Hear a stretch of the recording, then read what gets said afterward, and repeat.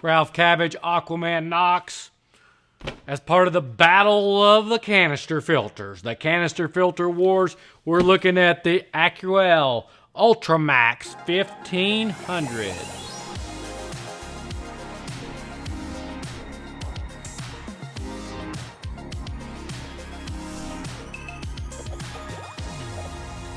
Okay, this is a European company. These are actually made in Poland. And I had to get a hold of one of these filters. They're not readily available. They're available in Europe. But this is in the same size range as that 2217. But what's unique about it, doesn't have the heater in it like a Wassa, but it does have a supposedly easy to access pre-filter. So I wanted to get a hold of one of these, see if I could figure it out, see what my first thoughts were. I'm certain that the instructions, which I've already looked at, are just like I have to say about a lot of the instructions. We'll just call it a little bit sad. So, but the canister filter itself is beefy, and we're going to take a look at this bad boy and see if it stacks up to its other European competitors. They do put it in a bag and keep it from getting scratched up. That's something that I had mentioned I wish some of the other people would do. Okay. Feet. Hey, guess what? We put the feet on there already. This one had the feet on there out of the box, and they have very large feet built right into there, and I like it. So that's nice. The Wassa feet are very nice. These feet are very nice. They're doing them the right way. Now, parts. We've got a bag. Those are the disconnects. Good gosh, a lot of parts. And slightly clearer and slightly more flexible tubing. In fact, this is nicer tubing. So it has the name all over it, which I've mentioned a lot of times. I get that. Manufacturers want to put that name. They have this tubing specially run. Doesn't cost any more to have that name put on there if you're going to do it specially run tubing anyway. And that gives them, you know, some marketing. But the tubing is nicer, so we're going to let it slide. It's 16/22 on both the inlet and the outlet. So this could be used for the stainless steel surface skimming hydroaquatics inflow and outflow if you chose to. So it's already cut, 2 equal pieces in the box. I like that. And let's see how this bad boy is put together. Okay, this is your primer right here, and it pulls out and in. It's a little bit different, kind of interesting. They have these huge clips on there, and it seems like when you take these huge clips off that you're going to get into the canister filter, but you're actually not. When you take the clips off, that's how you get into the pre-filter. So, gets in the pre-filter. Pre-filter has a little screen on there and a little basket. It comes up and out. There's a little stopper there to keep water from going into the floor and to help in the priming process, I'm sure. And then down in here, when you pull this out, you will see a curving area of channeling, and that's so that that whole surface area on that really coarse sponge, because that's small. It's not a big sponge, but it's very coarse, just designed to take out the big debris, and you get in there easily. Advantage to this bad boy right here is doesn't take as much room, doesn't have as big a pre-filter, but doesn't take up as much room as when you pull, you know, the Wassa unit out. This company is not readily available in the U.S. They do have a sales rep. He's a very nice guy I met recently. They're trying to make a presence, but they don't have the team put in place or the industry support for our market like they do over in Europe, like a Wassa has here. We're going to put this all back together. That lid comes all the way off, which is kind of odd. It feels like you break it, but you don't. And then, now let's go ahead. We've got to remove it and see what the meat is on the inside. So you got a double clip. So once you clip here, then you have to actually go in, raise that up, and release. Raise that up and release the main canister body.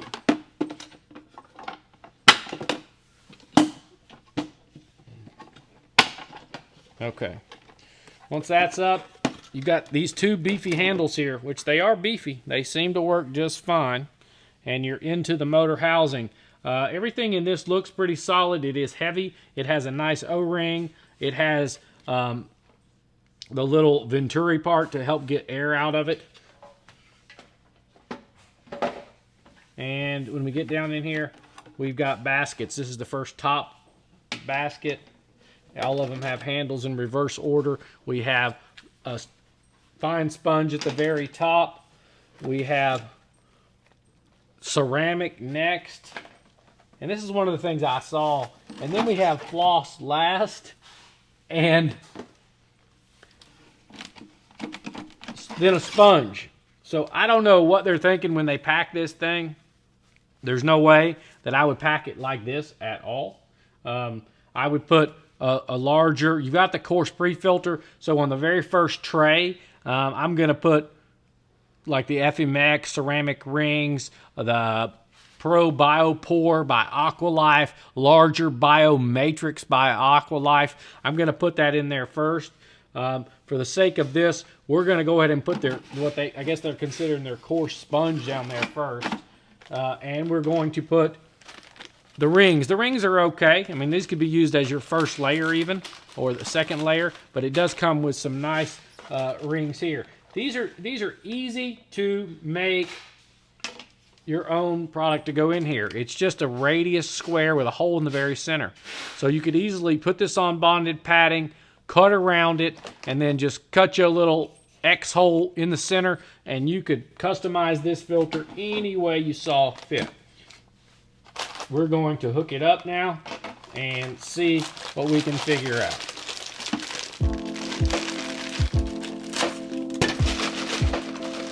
This is going to be really dusty, so we're going to go do this in the sink and rinse the ceramic. There's not enough media to really cover this type of media. You still have a lot of bypass.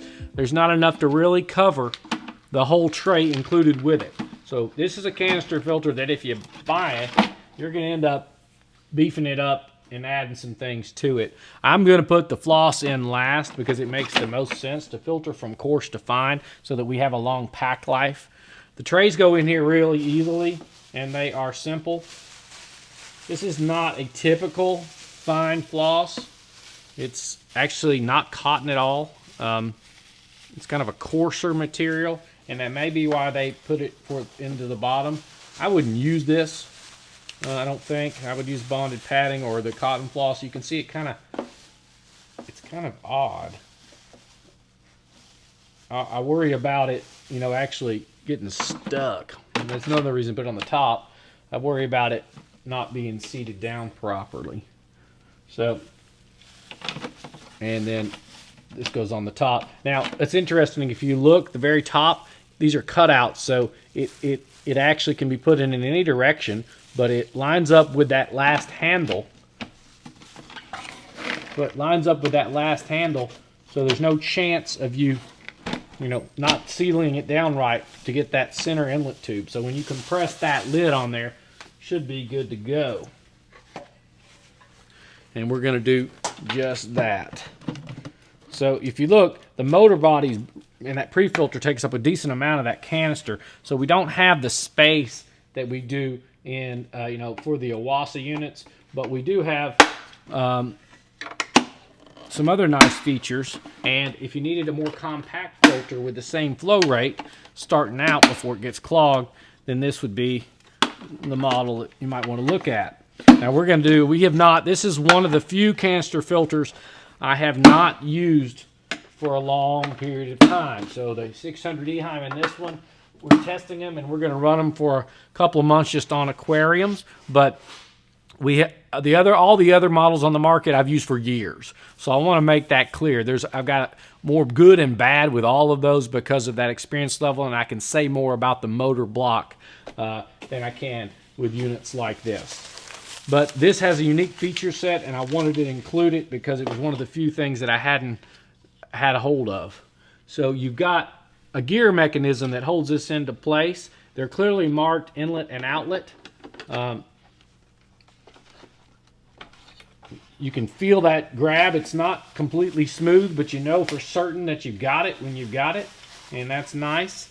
You will be able to rotate these when they're in position. So that's minimum.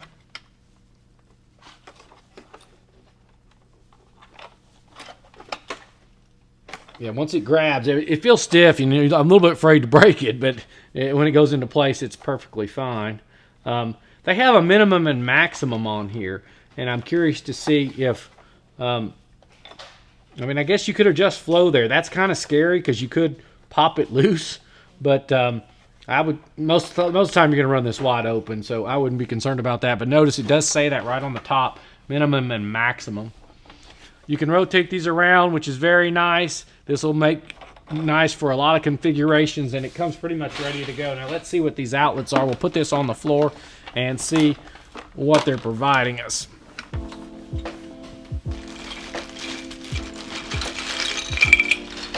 It's a lot of parts. It's like, oh my gosh. Very interesting pre-filter. It's skinny and wide, which is kind of interesting. Once I figure out how to hook it together, that is. So the spray bar is a piece spray bar. That's what all those parts are. So you can make it, you can customize it and make it whatever length you want. It's black. What that means, not gonna grow algae. So not gonna get algae in there. So if you can deal with black or you have a black background, this is a nice alternative. Here's the pre-filter. I don't think that fits very well. Silicone lubricant is for the O-rings. It comes with those. You do have locking suction cups, so it's twist and turn, and that is cool. I mean, that's a unique little feature. I don't know how good they are, but as far as sticking, but that's the easiest suction cup to put together and the hardest one to pull apart of any of the models that I've tested so far. I almost want to just call them up and buy a bunch of suction cups. Now you also get the spray bar outlet if you're the spray head flare outlet if you don't want the spray bar. I'm still concerned as to whether or not that's got to be the right one. That's the wrong one. Yeah, that still feels a little loose to me, that inlet. That's a spray bar piece, but I just wanted to see if it was tighter. So I'd be a little concerned with that coming loose. It's just a little bit loose, and that may not be an issue, but look when it goes in there. It's skinny right against the back wall. A totally unique and different look than anything else we've looked at. Everybody else has opted for a round inlet, if you will. The suction cups, they don't grab very hard. If you look, there's a lot of play in there. Those clips do not have, they aren't as precise as some of the others, so they don't fit near as snug as I would like. That's a little bit looser. Again, I'm probably going to change all that out if I'm using this on an aquascaping tank and use all customized stuff. But for the sake of this comparison, we're going to use them as they come out of the box. There's the spray bar. Do we get a cap in there? Okay, so we have no cap. No plug for the end.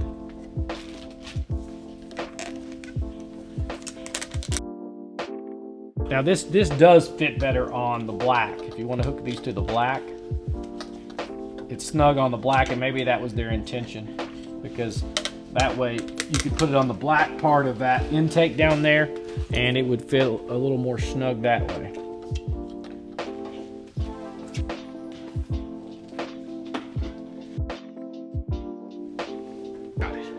Gonna say, almost had to get the cat mug out and heat up some water, but I didn't.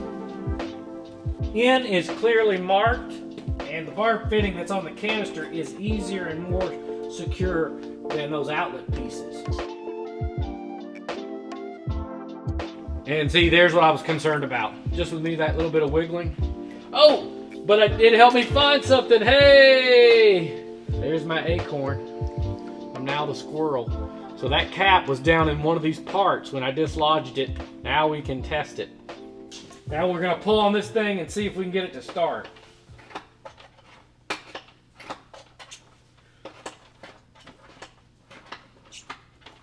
It's an awkward starter for sure.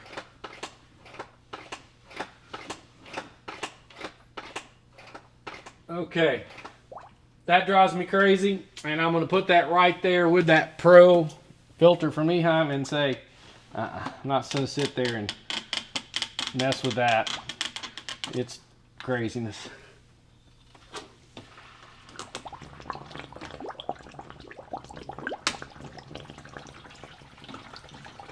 And the spray bar, the disadvantage to all these pieces, it's something to come apart, which it's doing right now. Now in this one, I'm going to take the time to try that pre-filter out.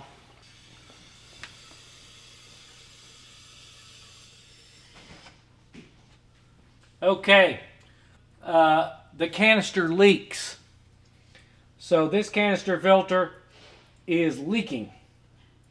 I packed it properly. I guess that's why they give you O-ring lubricant, but it's leaking.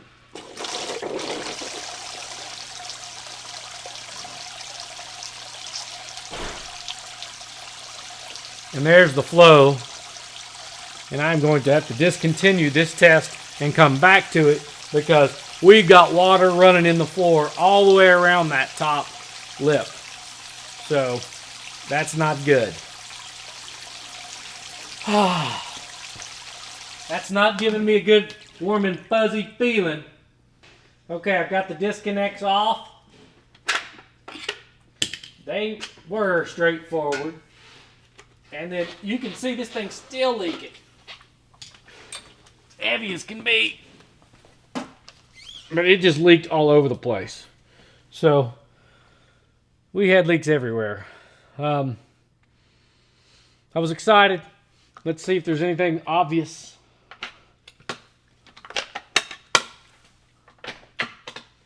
And I don't know. I can tell you this. I messed with a lot of canister filters.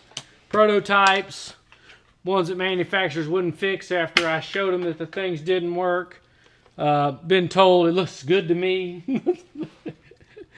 But I am just not going to mess with one of these very long. It's just something that if it's going to be a constant headache, it's not worth it. So what could be happening here is the trays, but the bottom line is there's nothing in the O-ring seal itself. And these big clips are on there. And it's got the double clip. You'd think that that would add a little more pressure, which I'm going to check all of these one more time. I'm going to give this thing one more shot. See, that doesn't even touch anything. I mean, that makes me want to put something under there, like a piece of material, and see if I can get more pressure on there. That didn't work. We're just going to go with it the way they would recommend it, which is the way I see it, is leaking. And we'll try it one more time. And then I'm going to say no at that point if it still has issues.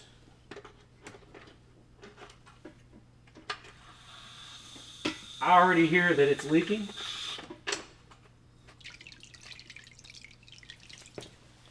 It's leaking like a sieve. Okay, Aquel, I got a little work to do.